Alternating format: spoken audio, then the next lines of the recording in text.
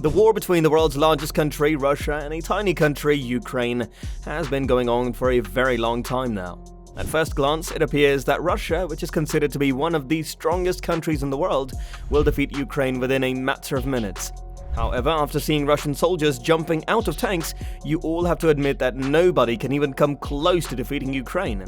Elon Musk said Ukraine was considered as a skinny guy that bold guys like Russia would take advantage of. But time has changed, and this slim guy will fight back against the bully and earn its respect. But how's that possible? Is this about Musk's weapons or a Russian conspiracy? Well, give the video a thumbs up and stay tuned to find out. Welcome to Genius's Guide, your daily dose of geniusness. Ukraine has been engaged in an intense war with Russia since late February, during which heavy shelling and missile attacks have been launched against residential buildings, an orphanage, a kindergarten, and a children's hospital, according to the Ukrainian government. Kharkiv, Ukraine's second-largest city, as well as Kyiv, the capital of the country, have both been heavily shelled and bombarded, while Kherson, Ukraine's third-largest city, was captured by Russian forces last week. Now Russia's unprovoked invasion of Ukraine is getting closer to its fourth week, and it is becoming increasingly clear to both Moscow and Kyiv that conflict will not be won or lost easily by either side. It is widely believed that Russian President Vladimir Putin began the invasion of Ukraine with the expectation of achieving a quick victory, having miscalculated and underestimated the resistance that Ukrainian forces and volunteer civilian fighters would mount as they fought for their homeland. But in response to Russia, the West has come together in unprecedented ways. The West has also unleashed wide-ranging sanctions on Putin and his allies, while global media outlets and companies have ceased to operate in Russia. According to a recent BBC report, US Secretary of State Antony Blinken is convinced that Ukraine can win its war with Russia. While he could not provide an estimate of how long the conflict would last, he insisted that the defeat of Ukraine was not inevitable. In his remarks, Mr. Blinken commended the extraordinary resilience of the Ukrainian people. He said if it's the intention of Moscow to try to somehow topple the government and install its own puppet regime, 45 million Ukrainians are going to reject that one way or the other. He added that the war was already not gone, as Russian President Vladimir Putin may have wanted it to. During the 9th day of the Russian invasion, the resistance of Ukrainian forces continued to obstruct Russian advances across the country. Russia's forces captured areas along the Black Sea coast, and the port city of Mariupol was surrounded from this point onwards. However, the governor of Mykolaiv said that the Russians had been forced out of the city. As mentioned before, the second city of Ukraine, Kharkiv, located in the north of the country, was also under siege.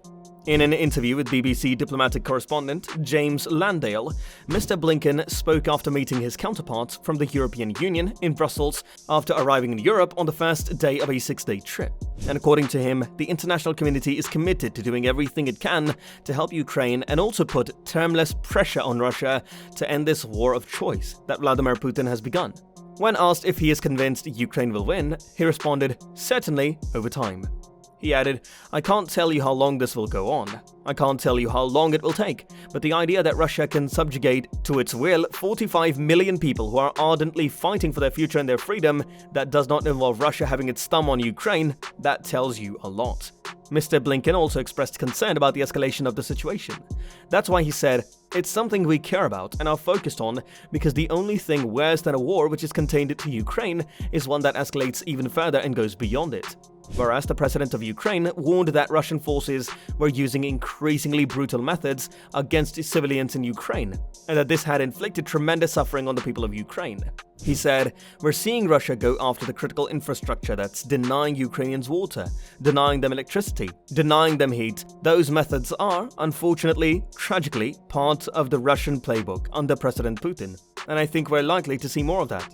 Upon being asked if the American government would push Moscow to change its leadership if it wants an end to the invasion, he replied, "We are not pushing for a change, and in any case, it's not up to us. The Russian people must decide their leaders." He even added, "What I would say to the Russian people is, how in the world is this war of aggression advancing your interests, your needs? Moreover, it should be noted that most of the weapons being sent to Ukraine as part of the country's efforts to fight off Russian forces were made by the Soviet Union." In the past several weeks of Russia's war on Ukraine, NATO countries have sent 17,000 anti-tank weapons to the country.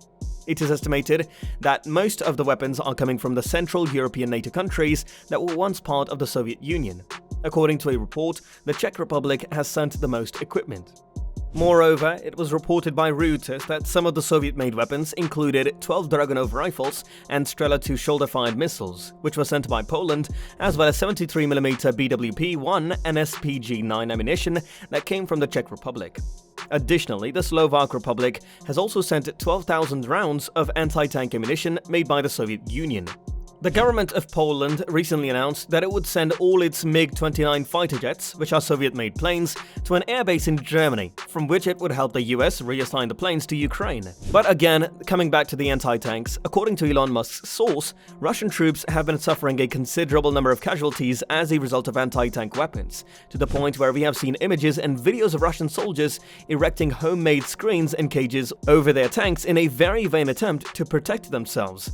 A number of online groups have been using the term cope cages to describe these devices. There's obviously nothing they can do to limit the damage that a missile can do, but they do demonstrate that Russian soldiers are bothered about missile attacks. Musk estimates that it takes about 20 to 30 minutes to learn how to use the Javelin anti-tank system. There is also another major advantage to the Javelin and Stinger anti-aircraft missile, that is that they are both fire and forget weapons. This is the main feature of both of these weapons. Musk claims that the shooter can be exposed for a brief period of time after firing the weapon, which has a signature, but the shooter can move while the weapon is in flight. The Ukrainian forces have hailed the Javelin missile as being a game-changing weapon. The Javelin has a maximum effective range of up to 4.5 kilometers, whereas the NLAWs have a maximum effective range of up to 1 kilometer. Thus, it is not surprising that Javelins, which cost around $80,000 for a single missile, are significantly more expensive than NLAWs. In both cases, the warheads of the NLAW and the Javelin detonate when they collide with a hard object. A direct strike to a location with smaller armor, such as a tank's turret, may be enough to knock out a single tank, but it will not have a significant effect on tanks in the area. It should be noted that even a single glance from one of these guns could render a tank inoperable if it is not destroyed. And according to unconfirmed sources, out of 300 Javelins launched in Ukraine, 280 armored vehicles may have been destroyed. If these stories are true, it represents a very high success rate. Interestingly, these weapons are believed to have helped the Ukrainian army slow and block Russia's advance, but at a substantial cost to Russia. The Russians will no longer be able to intimidate us with their numbers. The Ukrainian military has reason to be hopeful because of these modern light weapons, which have significant defensive capabilities against Russian large armored vehicles and tanks. Moreover, with its stockpile of thousands of Javelin anti-tank missiles, the Ukrainian army now has the capability to intensify the Russian onslaught due to the fourth multiplying weapon. And there is no doubt that with the provision of Javelins and Javelin simulators, as well as the transfer of Stingers, the Ukrainian forces will be able to turn the tables in this war in a relatively short period of time. So let's hope for the best. Anyway, what do you guys think about this? Let us know in the comments below. And make sure to hit the like button and subscribe for us to provide you with more must-know developments in finance and technology. We'll see you soon.